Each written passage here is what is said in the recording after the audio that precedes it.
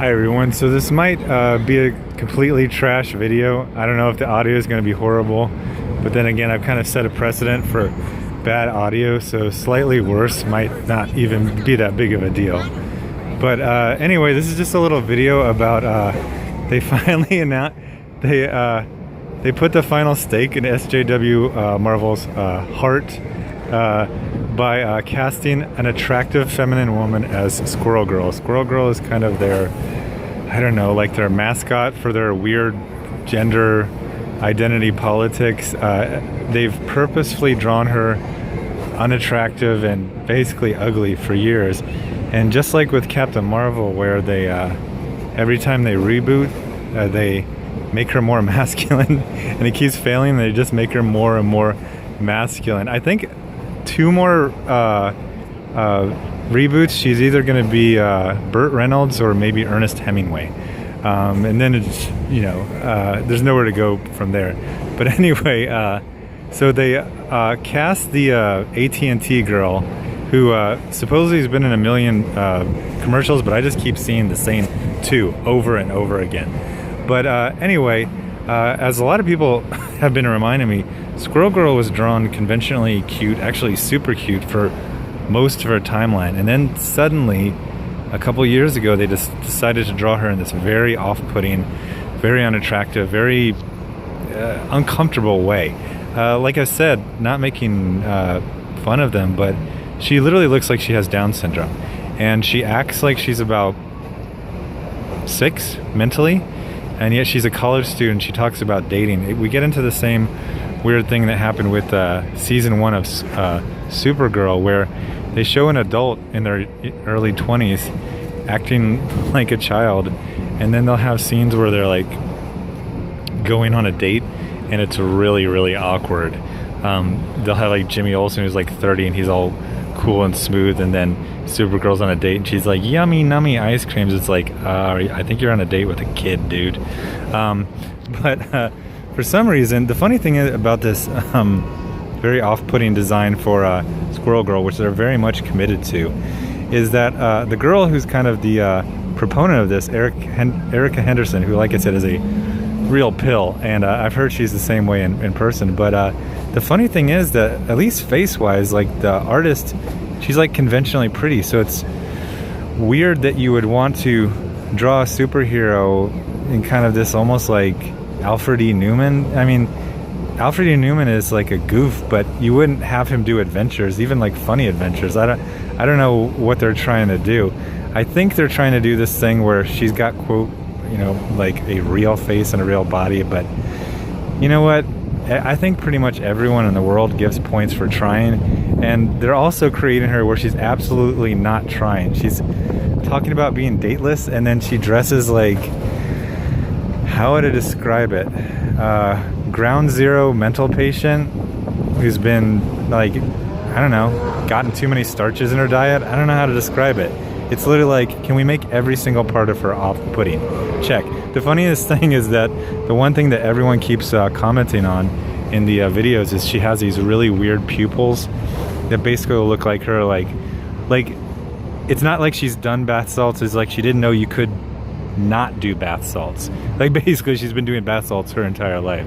So the funny thing is the casting, now the casting of a conventionally attractive woman is obvious because TV shows actually want viewers, and we see that Marvel actively does not want readers. They are specifically doing things to chase away readers, or more precisely, to chase away the wrong type of readers. SJW Marvel has made it very, very clear that they are perfectly happy with decimating Marvel to the point where their flagship sells 17,000 copies if it sells it to the 17,000 quote-unquote right customers.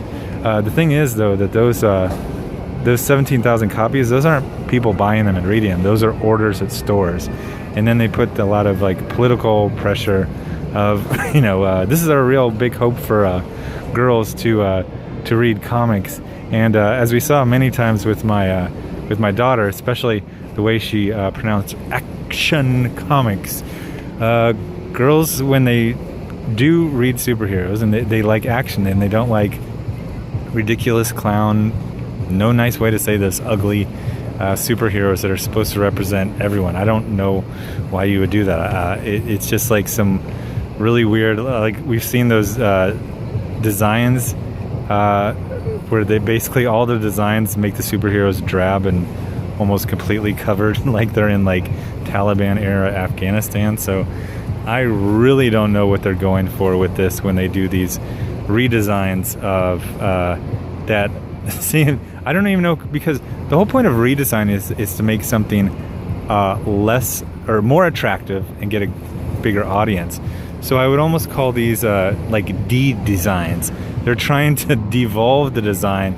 They're like, oh, you know, some people like the cute squirrel girl. Let's see how few people we can get to like a squirrel girl.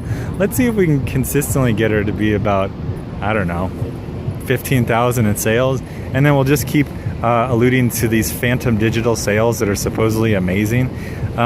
If the digital sales are so amazing, why do you keep rebooting the print book?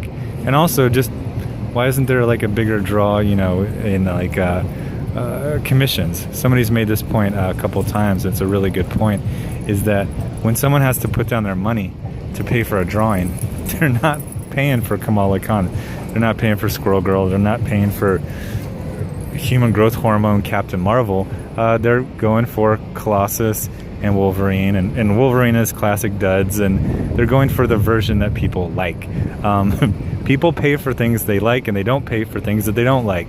The Squirrel Girl D-design, as I've coined it, is specifically designed to not appeal to people, to scare away readers. And it's really unsettling that people who, like the current crop, they're not creators. They're basically weirdo political activists who lucked into a job with characters they didn't create, and they're just like, how many of these things can we destroy before we get kicked out and we're back living with our parents paying off our liberal arts degree student loans? So tell me what you think about the casting for Squirrel Girl. Tell me what is Freeform. I think this show, it's the New Warriors, it's on Freeform. I don't know what it is.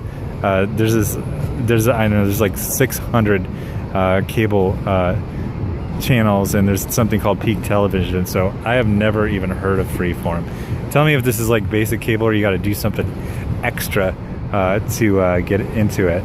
Oh, and the actress for Squirrel Girl, whose name I forget, is she's Uzbek American, just like my daughter, so that's pretty cool. Although she really doesn't look like any Uzbeks. I think she's just very heavily on her American side.